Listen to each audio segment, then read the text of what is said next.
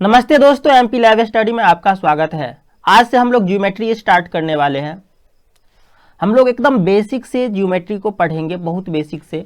इतना बेसिक से पढ़ेंगे कि सिर्फ कॉम्पिटिटिव एग्जाम्स वाले ही नहीं बल्कि 9th और 10th के स्टूडेंट भी इस वीडियो को देख सकता है। ठीक है, तो हम लोग बेसिक से स्टार्ट करेंगे और एडवांस लेवल तक जाएंगे। ठीक है, और उन सभी पॉइंट्स को पढ़ेंगे जो किसी भी कॉम्पिटिटिव एग्जाम्स में आते हैं। ठीक है, तो हम लोग सबसे पहले पढ़ेंगे लाइंस एंड एंगल्स को, उसके बाद हम लोग पढ़ेंगे ट्राइंगल्स, उसके बाद सर्कल, उसके बाद क्वाड्रिलेटरल और उसके बाद पॉलीगन पढ़ेंगे। ठीक है, तो हम लोग स्टार्ट करते हैं लाइंस एंड एंगल्स से।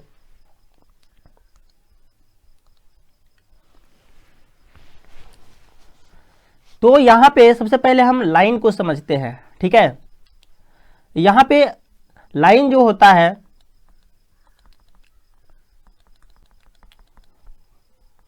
वह बहुत पॉइंट से मिलकर बना होता है। ठीक है, ये जो है हमारा, यहाँ पे बहुत से पॉइंट्स हैं, इसको मिला के लाइन बनता है। ठीक है, ये हमारा लाइन है। लाइन को हम आगे और पीछे अनंत तक बढ़ा सकते हैं। ठीक है, मतलब कि इसे हम आगे भी बढ़ा सकते हैं अनंत तक और पीछे भी अनंत तक बढ़ा सकते हैं। ठीक है, तो इसको हम बोलते हैं लाइन।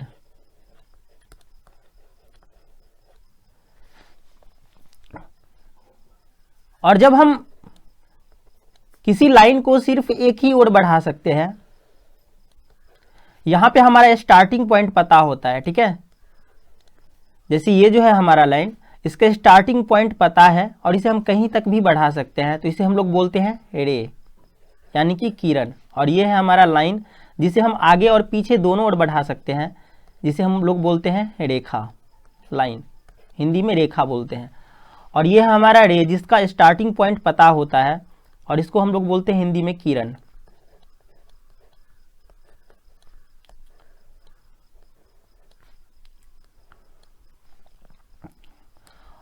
और जब हमें दोनों पॉइंट पता होता है, यानी कि एक लाइन से हम एक टुकड़ा निकाल लेते हैं यहाँ पे, यानी कि हमने यहाँ से एक टुकड़ा इतना बड़ा निकाल लिया। ठीक है, तो यहाँ पे क्या होगा, तो हमें इस लाइन का दोनों पॉइंट पता है, स्टार्टिंग पॉइंट और एंड पॉइंट। ठीक है, यानी कि ऑरिजिन भी पता है और एंड भी पता है। तो ये जो है ये हमारा हो जाता है रेखाखंड। तो ये हमारा रेखाखंड हो जाता है।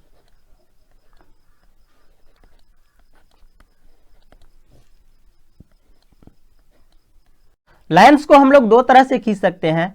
एक तो एकदम स्ट्रेट होता है, सीधा, जिसे हम लोग सीधी रेखा बोलते हैं, और दूसरा हम लोग कर्व की तरह खींचते हैं, जिसे कर्व्ड लाइन बोला जाता है। ठीक है, यदि दो लाइन एक दूसरे को कहीं भी प्रतिच्छेद नहीं करती है, मतलब कि दो लाइन एक दूसरे को कभी भी नहीं काटती है, तो उसे हम लोग बोलते हैं समांतर रेखाएं, यानी कि पैरेलल लाइंस। ठीक है, और यदि दो लाइन एक दूसरे को एक बिंदु पर इंटरसेक्ट कर देती है, काट देती है, तो इसे हम लोग बोलते हैं इंटरसेक्टिंग लाइंस। और यहाँ पे है हमारा परपेंडिकुलर लाइंस। परपेंडिकुलर लाइंस क्या होता है, जो एक दूसरे को लंबवत काटती है, मतलब कि 90 डिग्री के कोण पे काटती है। मतलब कि जहां ये लाइंस एक दूसरे को काटती है वहां पे 90 डिग्री का 90 डिग्री का कोण बनता है, मतलब कि समकोण बनता है, तो उसे हम लोग बोलते हैं परपेंडिकुलर लाइंस। यह है हमारा फर्स्ट रे और यह है हमारा सेकेंड रे। जब एक ही बिंदु से दो रेज निकलते हैं तो वहां पे एक एंगल बनता है। ठीक है, और ये जो बिंदु होता है इसे हम लोग बोलते हैं वर्टेक्स। वर्टेक्स, इसे हम बोलते हैं वर्टेक्स, यानी कि शीर्ष। और ये एंगल जो है हमारा, इसे हम बोलते हैं हिंदी में कोण। और ये हमारा शीर्ष है। अब यहां पे है 0 डिग्री एंगल। जब एक ही बिंदु से दो रेज निकलता है और दोनों के बीच में कोई भी एंगुलर विस्थापन नहीं होता है, ठीक है, मतलब कि दोनों रे जो है समपाती होता है, तो वहां पे कितना एंगल बनता है, तो 0 डिग्री। ठीक है, तो इसे हम लोग बोलते हैं 0 डिग्री एंगल। यह हमारा अक्यूट एंगल है, यह हमारा अक्यूट एंगल, जिसे हम लोग न्यून कोण भी बोलते हैं। ठीक है, जिसे हम लोग हिंदी में बोलते हैं न्यून कोण। यहाँ पे न्यून कोण जो होता है हमेशा 0 डिग्री से बड़ा होता है और 90 डिग्री से छोटा होता है। ठीक है, यह हमारा राइट एंगल यानी कि समकोण, मतलब कि जब दो रेज एक ही बिंदु से निकलता है और एक दूसरे के लंबवत होता है तो इसे बोलते हैं राइट एंगल। यहाँ पे राइट एंगल मतलब कि समकोण, समकोण जो है हमेशा 90 डिग्री के बराबर होता है, ठीक है। यहाँ पे है हमारा ऑब्ट्यूज एंगल। ऑब्ट्यूज एंगल यानी कि अधिक कोण। जब हम इसे समकोण से आगे बढ़ाते हैं, जब एक रेज को हम यहाँ पे तो समकोण बनेगा, और इससे जब हम आगे इसको बढ़ाते हैं थोड़ा तो ये 90 डिग्री से अधिक हो जाता है, ठीक है, 90 डिग्री से अधिक हो जाता है, और इसे हम लोग बोलते हैं ऑब्ट्यूज एंगल, मतलब कि अधिक कोण बोलते हैं। और ये हमेशा 90 डिग्री से बड़ा होता है और 180 डिग्री से छोटा होता है, ठीक है। यह हमारा स्ट्रेट एंगल। जब दो रेज एक दूसरे के अपोजिट हो जाता है, मतलब कि एक स्ट्रेट, यहाँ पे ये स्ट्रेट हो जाता है, ठीक है, तो यहाँ पे जो एंगल बनता है ये होता है 180 डिग्री के बराबर, ठीक है। और इसे हम लोग बोलते हैं सीधा कोण, स्ट्रेट एंगल बोला जाता है, ठीक है। तो यहाँ पे हमारा है, इसे रैखिक कोण भी बोलते हैं, ठीक है। यहाँ पे है रिफ्लेक्स एंगल।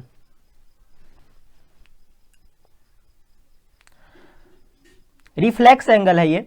जब ये हमारा स्ट्रेट है, जब हम स्ट्रेट से थोड़ा आगे बढ़ते हैं, यहाँ पे एंगल को थोड़ा और बड़ा करते हैं तो ये 180 डिग्री से बड़ा हो जाता है, ठीक है, जिसे हम लोग बोलते हैं रिफ्लेक्स एंगल। और रिफ्लेक्स एंगल हमेशा 180 डिग्री से बड़ा होता है और 360 डिग्री से छोटा होता है। और ये हमारा फुल एंगल, ठीक है। फुल एंगल यानी कि यहाँ पे हमारा ये पॉइंट है और एक पॉइंट के चारों ओर का जो कोण होता है, ठीक है, मतलब कि एंगल राउंड्स द पॉइंट। तो ये कितना होगा, ये होगा हमेशा 360 डिग्री। ये हमारा एडजेसेंट एंगल, मतलब कि आसन, एडजेसेंट एंगल्स मतलब कि आसन्न कोण। यहाँ पे क्या होता है, यहाँ पे एक एंगल है ए और यहाँ पे एक एंगल बी है, तो यहाँ पे ये हमारा कॉमन लाइन है, ठीक है। मतलब कि जब दो एंगल्स के एक लाइन कॉमन होते हैं, ठीक है, जब दो एंगल्स में एक लाइन कॉमन होते हैं तो उसे हम बोलते हैं आसन्न कोण। और ये कोण एक दूसरे के जस्ट पड़ोस में होते हैं, ठीक है। अब यहाँ पे है अपोजिट एंगल, इसे हम लोग बोलते हैं शीर्षाभिमुख कोण। जब दो लाइन एक दूसरे को एक बिंदु पर इंटरसेक्ट करते हैं तो यहाँ पे जो है एंगल बनता है, ये एंगल, इसके अपोजिट में जो एंगल बनता है ये अपोजिट एंगल जो है बराबर होता है, ठीक है। जैसे ए के बराबर क्या होगा, बी, तो इसे हम लोग बोलते हैं शीर्षाभिमुख कोण और ये हमेशा बराबर होता है। यहाँ पे है कॉम्प्लीमेंट्री एंगल्स। यहाँ पे है कॉम्प्लीमेंट्री एंगल यानी कि जिसे हम लोग बोलते हैं पूरक कोण। तो दो एंगल को जोड़ने पर यदि 90 डिग्री हो जाता है तो इसे हम बोलते हैं कि ये एक दूसरे के पूरक है। जैसे यहाँ पे ए और बी, इसको जोड़ेंगे तो हम लोग जोड़ेंगे तो यहाँ पे 90 डिग्री प्राप्त होगा, तो इसे हम लोग बोल सकते हैं कॉम्प्लीमेंट्री एंगल, ठीक है। ये एक दूसरे के पूरक है, इसे हम लोग पूरक कोण बोलते हैं। अब यहाँ पे है सप्लीमेंट्री एंगल्स, मतलब कि संपूरक कोण। यदि हम लोग दो एंगल्स को जोड़ते हैं और 180 डिग्री हो जाता है तो इसे हम लोग बोलते हैं संपूरक कोण। अब यहाँ पे है लीनियर पेयर। लीनियर पेयर, जब यहाँ पे ये हमारा एक स्ट्रेट लाइन है, अब स्ट्रेट लाइन के एक ही ओर में यदि हम दो एंगल्स लेंगे तो इस दोनों को जोड़ के 180 डिग्री होगा, ठीक है। मतलब कि कोण 1 प्लस कोण 2 को यदि हम लोग जोड़ते हैं, मतलब कि इस कोण को और इस कोण को जोड़ते हैं तो ये होगा हमेशा 180 डिग्री और इसको हम लोग बोलते हैं लीनियर पेयर। यहाँ पे है angles on one side of A line, ठीक है। मतलब कि किसी लाइन के एक ही साइड में हम लोग कितना भी एंगल्स लेंगे, ठीक है, और सभी को जोड़ेंगे तो ये हमेशा कितना होगा, 180 डिग्री होगा, ठीक है। मतलब कि किसी भी लाइन के एक ही ओर में हम लोग कितना भी एंगल लेंगे उसको जोड़ने के बाद कितना आएगा, 180 डिग्री ही आएगा। इसे हम लोग बोलते हैं angle on one side of A line. Angles round the point, एक ही बिंदु के चारों ओर हम लोग कितने भी एंगल्स क्यों ना ले ले, लेकिन सभी को जोड़ने पे हमेशा 360 डिग्री ही आएगा। ठीक है, जैसे यहाँ पे है A B C D A, ठीक है, तो यदि हम सभी को जोड़ते हैं तो हमेशा 360 डिग्री प्राप्त होगा। ठीक है, तो किसी पॉइंट के चारों ओर चाहे कितने भी एंगल्स क्यों ना हो, सभी को जोड़ने पर हमेशा 360 डिग्री होगा। मतलब कि किसी पॉइंट के चारों ओर के एंगल्स का योग कितना होता है, तो 360 डिग्री होता है। यहाँ पे है एंगल बाइसेक्टेड, जैसे हमारे पास एक एंगल है ए ओ बी, यदि हम इसे दो बराबर भागों में बांट देते हैं ओसी रेखा के द्वारा, तो यहाँ पे हम ये बोल सकते हैं कि ओसी जो है ये एंगल बाइसेक्टर है कोण ए ओ बी का। ठीक है, ओसी is the angle bisector of कोण ए ओ बी। हमारे पास दो रेखाएं हैं, एक ये और एक ये दोनों रेखाएं हैं जो एक दूसरे के समांतर है, मतलब कि ये पैरेलल रेखाएं हैं। अब यहाँ पे तीसरी रेखा जो ट्रांसवर्सल लाइन है, ये दोनों को काट रही है। ठीक है, यहाँ पे इसको यहाँ पे काट रही है। तो यहाँ पे 5 कंडीशंस उत्पन्न होते हैं।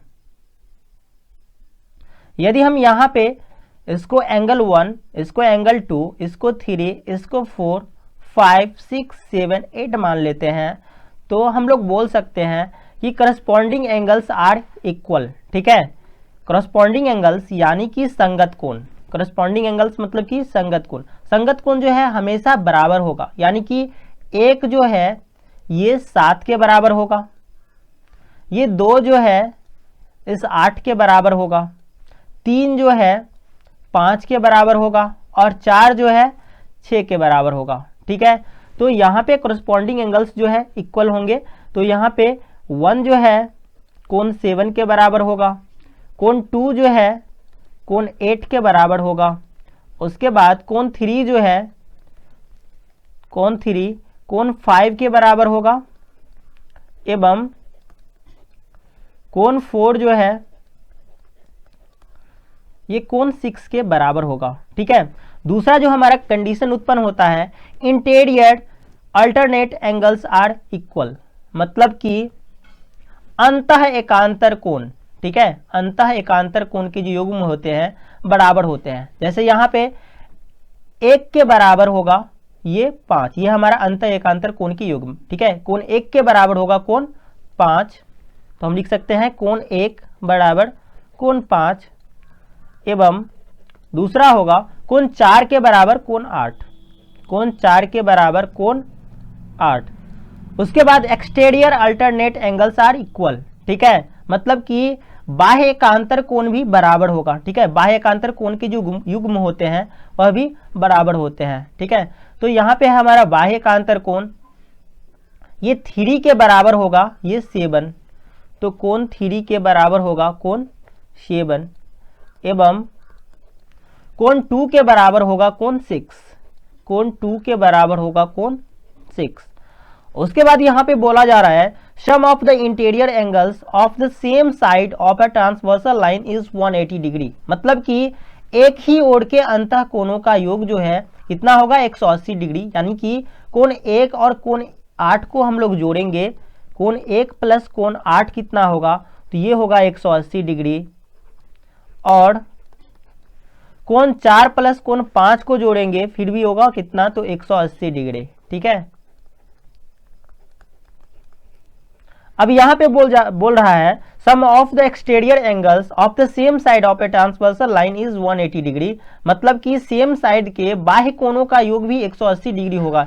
यानी कि यहाँ पे यदि हम 2 को और 7 को जोड़ेंगे तो हमारा 180 डिग्री होगा। कोण 2 प्लस कोण 7 इक्वल टू 180 डिग्री, एवं यहाँ पे कोण 3 प्लस कोण 6, कोण 3 प्लस कोण 6 ये भी होगा कितना, तो 180 डिग्री।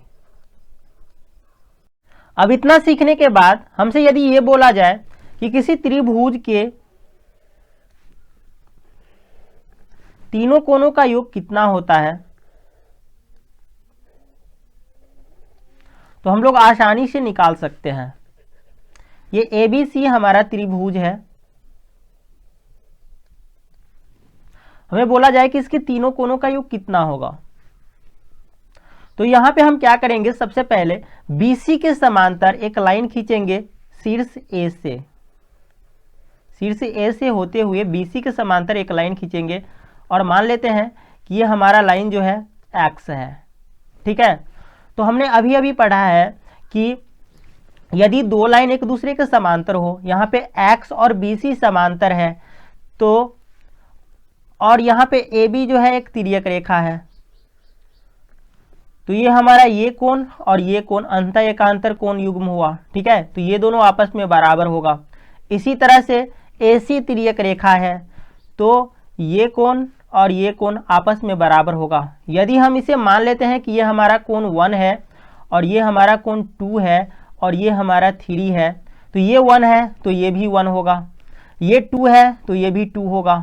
ठीक है, तो इस तरह से यहाँ पे हम लोग देख सकते हैं, हमने ये भी पढ़ा कि किसी लाइन के एक ही ओर के सभी कोणों का योग, ये हमारा एक लाइन है और इसके एक ही ओर के ये सभी कोण है 1 2 3, तो इसका योग कितना होगा, तो 180 डिग्री होगा। कोण 1 प्लस कोण 2 प्लस कोण 3, इसका योग कितना होगा, 180 डिग्री। क्यों होगा, क्योंकि यह एक ही किसी लाइन के, मतलब कि ये जो है हमारी एक रेखा है सीधी रेखा, इसके एक ही ओर के कोण है। ठीक है, तो यहाँ पे ये 180 डिग्री होगा और ये भी तो हमारा 1 2 और 3 है, मतलब कि तो त्रिभुज के तीनों कोणों के योग भी कितना हो जाएगा, तो 180 डिग्री।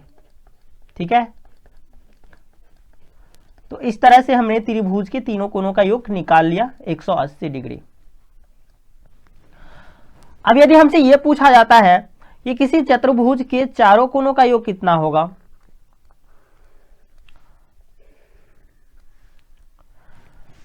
तो हम कैसे निकालेंगे, तो ये हमारा A B C और D।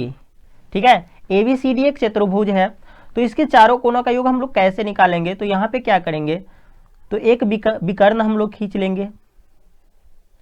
अब यहाँ पे हम देख सकते हैं कि दो त्रिभुज बन गया। ठीक है, एक त्रिभुज ये बन गया ABD और एक BCD। ठीक है, तो दो त्रिभुज है, तो दोनों एक त्रिभुज के तीनों कोणों का योग कितना होता है, 180 डिग्री। तो यहाँ पे हम दोनों त्रिभुज के तीनों कोणों के योग को जोड़ेंगे तो कितना हो जाएगा, 180 डिग्री और प्लस 180 डिग्री यानी कि 360 डिग्री।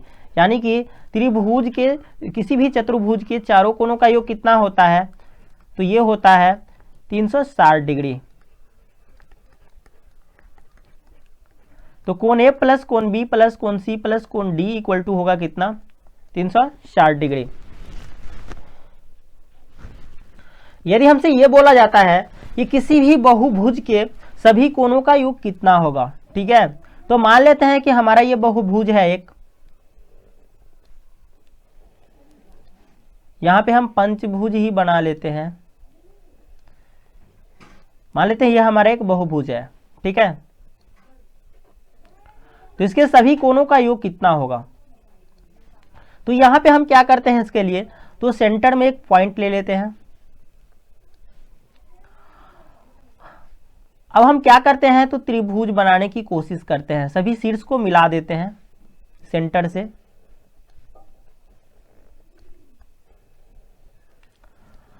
अब हम गिनते हैं इसको, तो 1 2 3 4 5। ठीक है, हमारे पास ये जो बहुभुज है इसमें कितनी रेखाएं हैं, कितनी भुजा है, तो 1 2 3 4 5, तो 5 भुजा है, तो हमें 5 त्रिभुज भी प्राप्त हुआ है यहाँ पे। ठीक है, इस पंचभुज के अंदर 5 त्रिभुज प्राप्त हुआ है, मतलब कि जितने भुजाएं होंगे उतने त्रिभुज प्राप्त होंगे। ठीक है,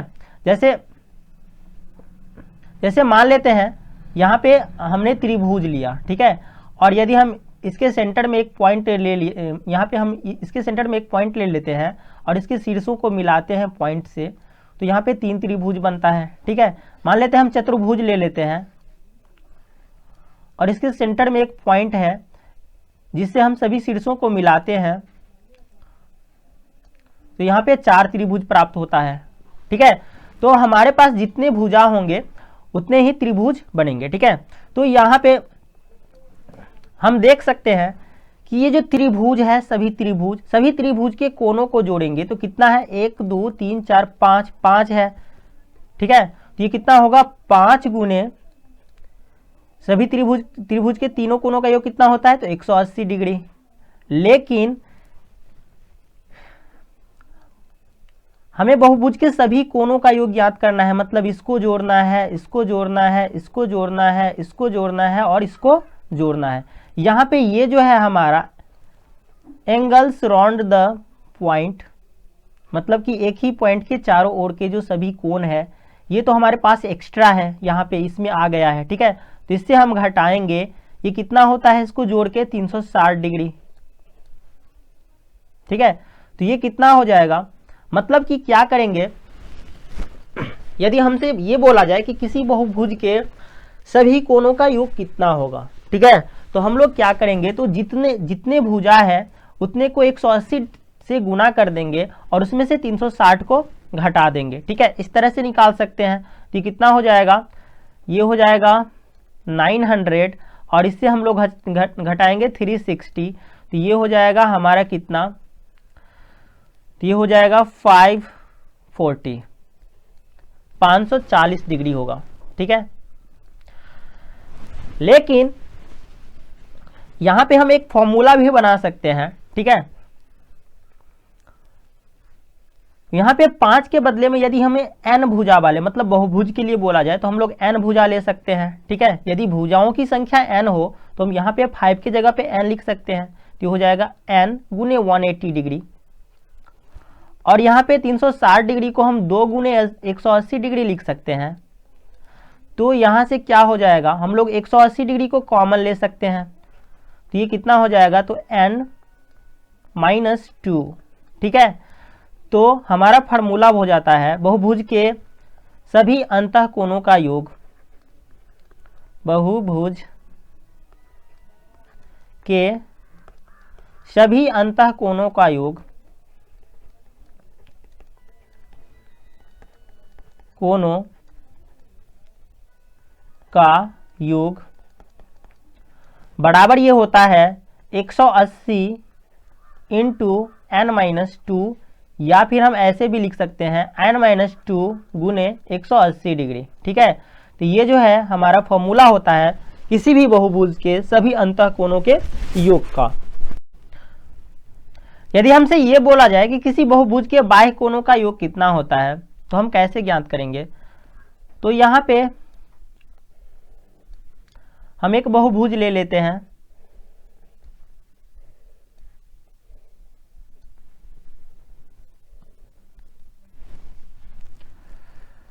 अब यहाँ पे देखते हैं, ये हमारा जो है ना अंतःकोण है,